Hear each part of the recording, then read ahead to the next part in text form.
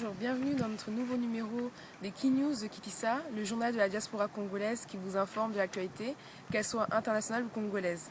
Passons à la page internationale. Côte d'Ivoire. Samedi, le camp de Laurent Gbagbo a appelé à la réconciliation. Voyons ce que le gouvernement actuel en pense. Les meurtrissures sont encore vives. Nos cœurs saignent encore. Et en mains endroits, Yopougon notamment, certains de nos compatriotes continuent de se battre pour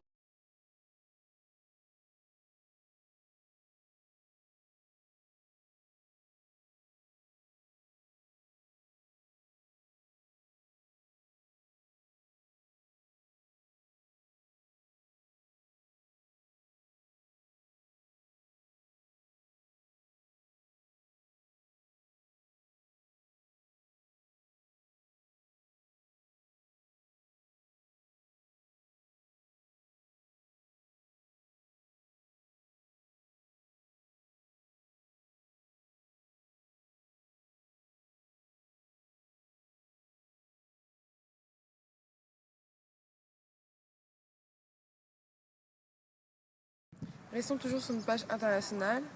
Toujours en Afrique de l'Ouest, une nouvelle importante nous est tombée cette semaine. Burkina Faso, le président Blaise Compaoré a dissous son gouvernement et a renvoyé le chef d'état-major. Voyons ce qu'il en est. En effet, la nouvelle est tombée comme une onde de choc dans les nouvelles des journaux burkinabés.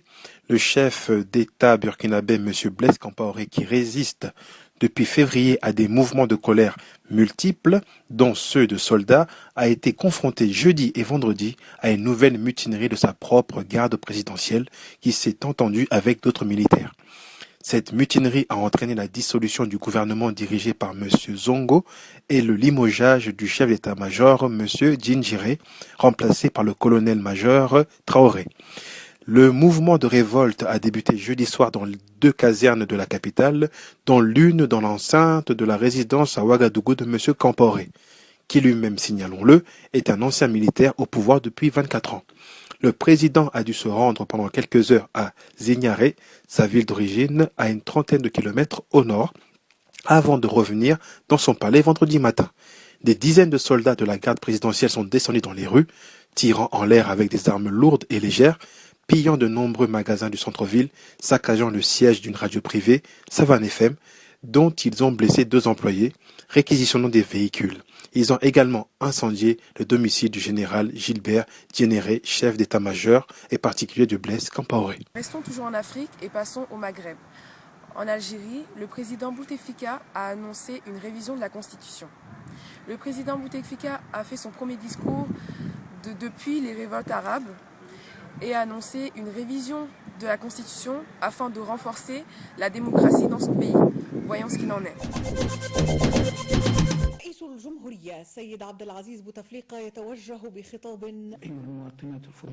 Citoyens et citoyennes,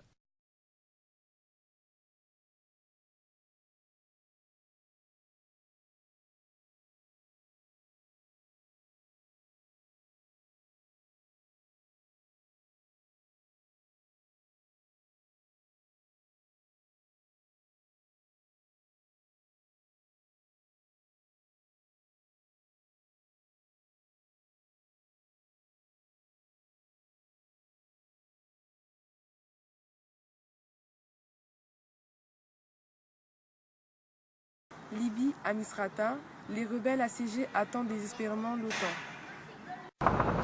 Comme chaque nuit, depuis 5 semaines, une pluie d'obus s'abat sur Misrata. Et comme chaque matin, la ville assiégée enterre ses morts.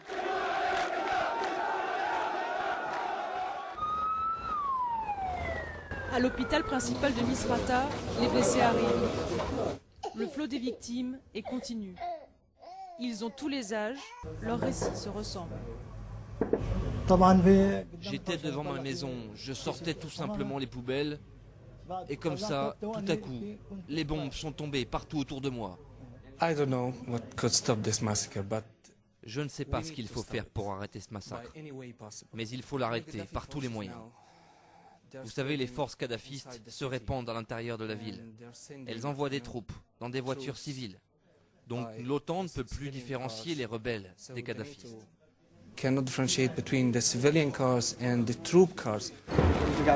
L'OTAN impuissante, Mokhtar et son groupe de rebelles n'y croient pas. Ils viennent de localiser une position kadhafiste. Il veut nous la montrer. Planquez-vous. On va se faire tirer dessus. Baissez-vous. Et baissez-vous. Ok, je les vois. Ils sont là. Sur cet immeuble, le drapeau du colonel Kadhafi. Qu'est-ce que tu vois? Ils sont deux, postés. Sur le bâtiment vert. Ces silhouettes sont en fait les yeux de l'artillerie kadhafiste. Ce sont eux qui orientent les tirs sur la ville et provoquent ces ravages sur la population. Cette tour est pourtant visible, isolée, et donc à la merci d'une frappe aérienne. Il nous aura fallu seulement une journée pour découvrir l'une des positions de l'armée du colonel Kadhafi. Difficile de comprendre pourquoi les avions de l'OTAN ne l'ont toujours pas détruite. Nigeria, l'élection présidentielle. Les Nigérians se sont déplacés massivement pour élire leur président samedi. Voyons ce qu'il en est.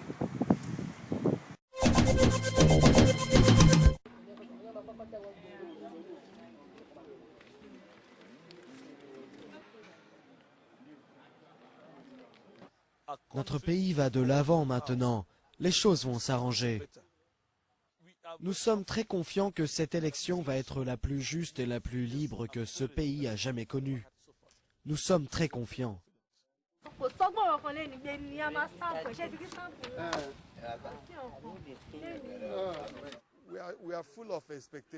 Nous avons plein d'attentes et cette fois de bonnes attentes. Vous pouvez le voir dans le visage de tous les Nigérians, peu importe leur ethnie. Il y a de l'excitation dans l'air, de Lagos à Abuja jusqu'à Kano ou Calabar. C'est l'excitation d'une aube nouvelle. Nous avons le droit de gérer nos affaires. Le peuple nigérian a reçu le droit de voter pour leur candidat qu'ils choisissent.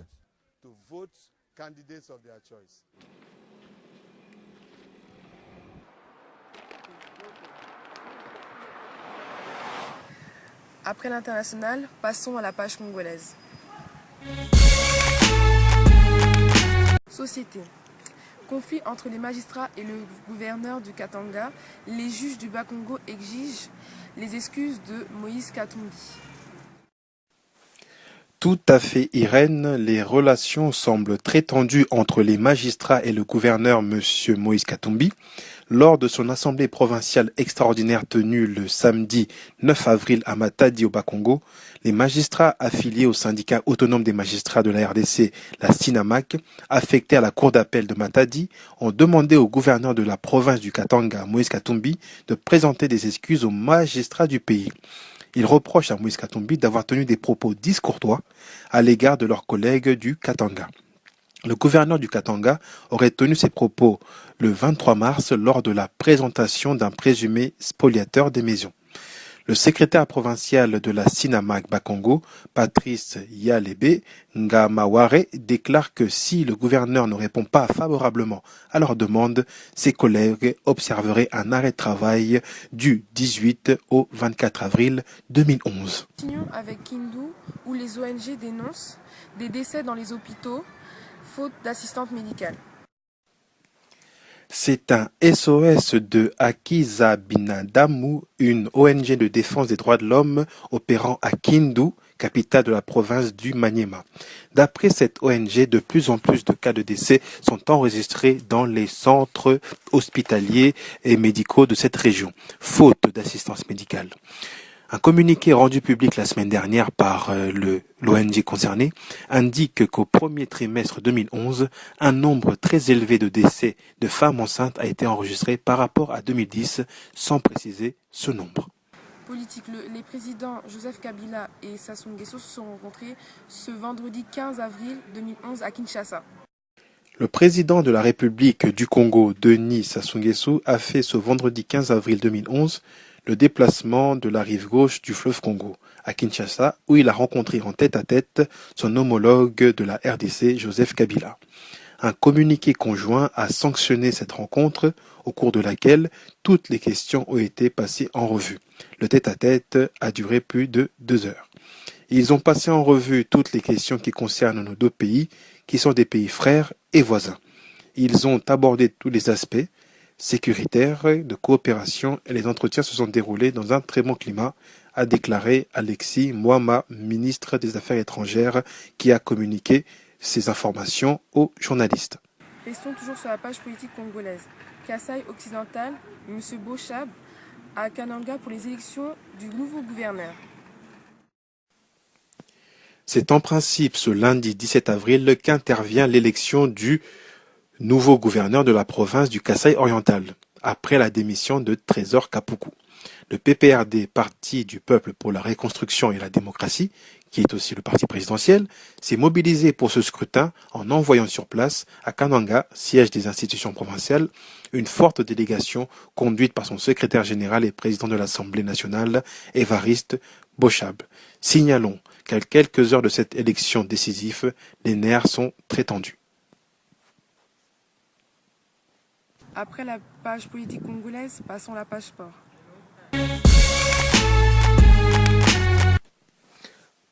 Passons à l'actualité sportive dominée majoritairement par la Vodacom Super League et le taekwondo. Commençons par la Vodacom Super League et le report confirmé du duel qui devait avoir lieu étant entendu entre le Daring Club Motema Pembe et le Vita Club. Le comité exécutif de la Linafoot, qui est la Ligue nationale de football, a reporté à une date ultérieure le match prévu initialement le samedi 16 avril. Cette rencontre comptait pour la 3e journée du championnat national de football, 16e édition. Ce report a été sollicité par le Daring Club Motema Pembe, qui s'est rendu tôt ce matin, 4 heures du matin, à Tunisie, pour préparer le match aller des 8e de finale de la Coupe de la Confédération. Le Daring Club sera reçu le vendredi 22 avril à Alexandrie par Aras Hadoud d'Égypte. Par ailleurs, les autres rencontres sont maintenues. Continuons avec le taekwondo et le démarrage du 2e championnat d'Afrique zone 4 à Kinshasa. La République démocratique du Congo abrite du vendredi 15 au dimanche 17 la 2e édition du championnat d'Afrique de taekwondo zone 4.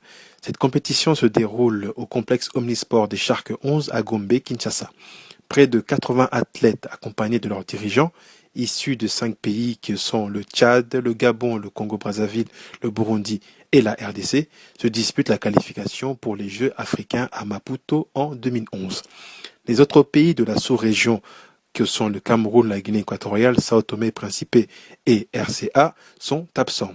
La présidente du comité d'organisation de ce championnat, Dr Georgette Mwimba Rissassi, a évoqué la question des finances, laquelle a poussé sa fédération à débuter cette compétition avec 2 jours de retard.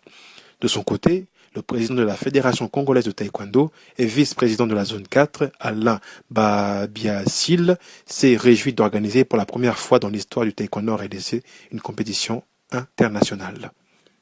Merci à vous et à très bientôt pour des nouvelles éditions sportives.